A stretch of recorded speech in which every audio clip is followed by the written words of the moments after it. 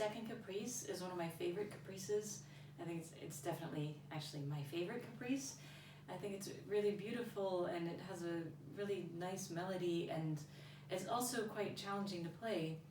And to connect the double stops can be really difficult if you are trying to connect them very literally. So what I mean by that is, let's take, the first phrase is not too difficult, right?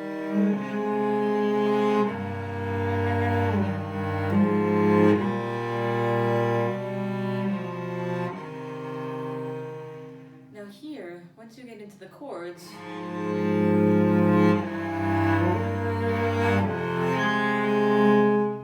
if you're trying to connect the vocal line just as literally as possible, then it can lead to you breaking the chords really too quickly, like this.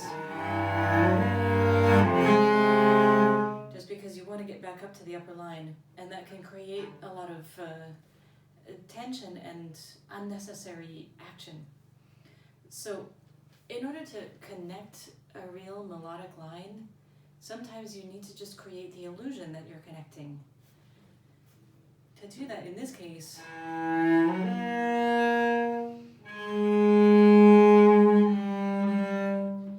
what I want to do is leave the B flat open while I go down to the lower strings. And by open, I mean that I'm not going to change the bow speed and not going to change the pressure at the end of the note. If you do that, then you create a disruption, a disconnection. But if you pretend that you're going on seamlessly, and then you leave this little space here, and then you go on from the A flat where you left off, something like that, the listener might actually perceive it as being connected.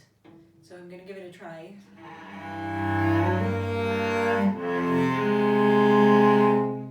So I didn't actually connect the upper line, but maybe you heard it as connected. That's not the best I could do. I'm going to try again.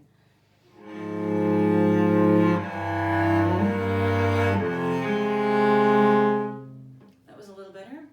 Maybe you can see what I mean now, and that can apply to a lot of places, not just in this caprice, but also in many other pieces. So then the key to playing the chords is if you are leaving this upper note open, that means nothing's happening suddenly. The speed stays the same, the pressure stays the same, so that it leads just gradually to the next note of the melody. Then you want to make sure that that top note comes in a way that is also not disruptive. So it's not a really fast roll of the chord. And that's the paradox, that in order to connect a melody line that's supported by chords, you have to play the chords more gently and actually more slowly than your mind probably thinks. So if you think you should be playing the chords like, and just give it a try, listen to it, and you'll see that it's probably more disruptive than playing them slowly.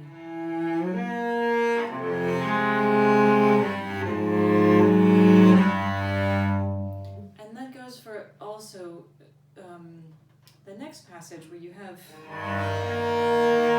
chord and another chord. Same thing. If the chords are more gentle,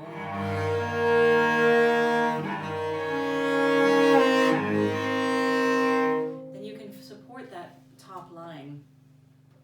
Then it gets tricky here.